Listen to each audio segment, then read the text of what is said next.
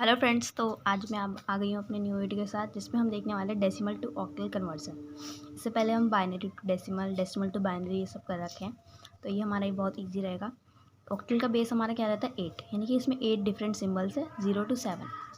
इसमें भी वैसे सेम प्रोसीजर है कि हमें इस ऑक्टल में चेंज कर रहे हैं ना, डेसिमल को जिसमें भी ले जाते हैं उसके बेस से इसको डिवाइड करते हैं जब हम इंटीजर पार्ट के साथ डील कर रहे होंगे, और जब फ्रैक्शनल के पार्ट के साथ करेंगे तो हम मल्टीप्लिकेशन करते हैं उसके बेस के साथ। तो यहाँ एक नंबर है 59 डेसिमल नंबर, इसको हमें ऑक्टल फॉर्म में चेंज करना है। तो हम इसको 8 से डिवाइड करेंगे जब तक ये डिविजिबल होगा। तो हमने फर्स्ट टाइम किया तो 8 8 7 जो 56 होता है, तो 3 रिमाइंडर बच गया। तो रिमाइंडर हम इधर लिखते थे, जब हमने पहले भी देखा था तो उधर 1 या 0 बचता था, बट इधर ज़्यादा भी बच सकता है क्योंकि हमारा इसमें ज़्यादा सिम्बल्स है।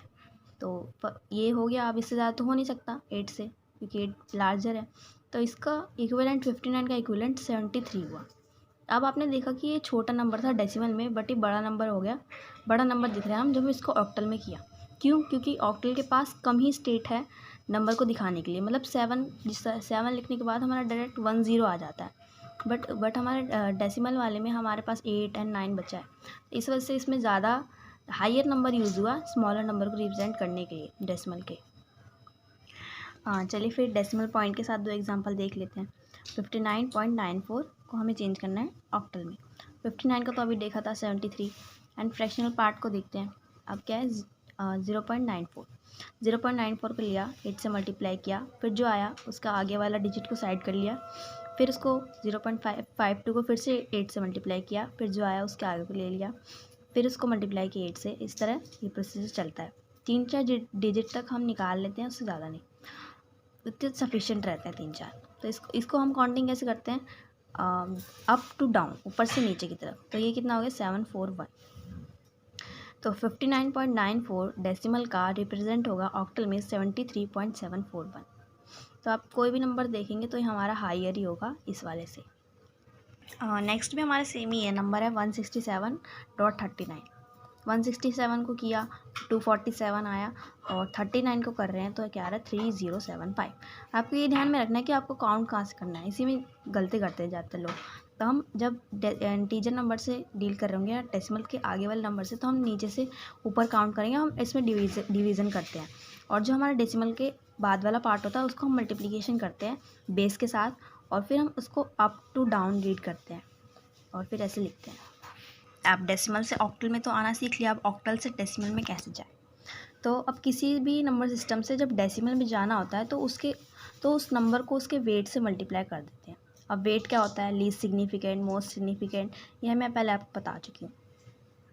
जिसकी हाईएस्ट पावर होती है हमारा मोस्ट सिग्निफिकेंट होता है, और जिसकी लीस्ट पावर होती है हमारा लीस्ट सिग्निफिकेंट होता है। मीन्स इस नंबर के चेंज होने से इस नंबर पे जितना फ़र्क नहीं पड़ेगा जितना कि इस नंबर के चेंज होने से इस पे फ़र्क पड़ेगा। तो इसका वेट ज़्यादा है, इसका वेट कम होता है नंबर पे।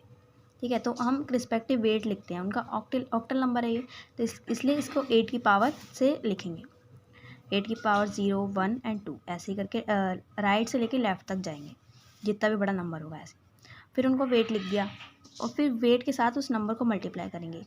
जैसे 4 को इसके साथ, 6 को 8 raise to the power 1, and 7 को 8 raise to the power 2, and multiply करके उन सबको फिर ऐड कर देंगे। तो वो आया है 500, 764 का 500। ठीक है, तो हमने ये लिख दिया। अब ये हम ऑक्टल से डेसिमल में जा रहे हैं, इसलिए अब ये छोटा हो रहा है, क्योंकि डेसिमल तो के पास ज़्यादा स्टेट्स हैं, तो वो ऑक्टल के नंबर को छोटे में रिप्रेजेंट कर सकता है। 764 500 के इक्वल होता है। एंड नेक्स्ट एग्जांपल है 25.47। अब ये मैंने आपको बताया था कि जब पॉइंट के बाद जो होता है उसका जो वेट होता है वो माइनस के पावर 8 की पावर -1 से स्टार्ट होगा, या कि किसी भी बेस के पावर -1 से स्टार्ट होगा, क्योंकि 0 के बाद हमारा -0 तो होता नहीं है, इसलिए -1 से। और ये लेफ़्ट टू राइट जाएंगे तो बढ़ती जाएगी पावर, -1 -2 -3 इस तरह से। और इसमें राइट टू लेफ़्ट जाएंगे तो बढ़ेगी पावर 0 से पॉजिटिव नंबर की तरफ। इसमें वही करा, हमने वेट लिखा, वेट के साथ उनके नंबर्स को रिस्पेक्टिव नंबर को मल्टीप्लाई किया, एंड देन ये हमारा इंटीजर पार्ट है, ये हमारा फ्रैक्शनल पार्ट है, इसको सेपरेट करने के लिए सिंबल लगाया हमने, और इसको फिर आंसर निकाला तो आया 21.6093। अब 8 की पावर -1 है तो इसको ऐसे लिख सकते हैं, 8 की पावर +1 डिवीज़न में, और 2 है यहाँ पे तो 64। इसको सॉल्व किया तो ये आंसर आया तो इस वीडियो में हमने देखा decimal to octal and octal to decimal conversion. I hope आपको समझ में आया हो। Thank you.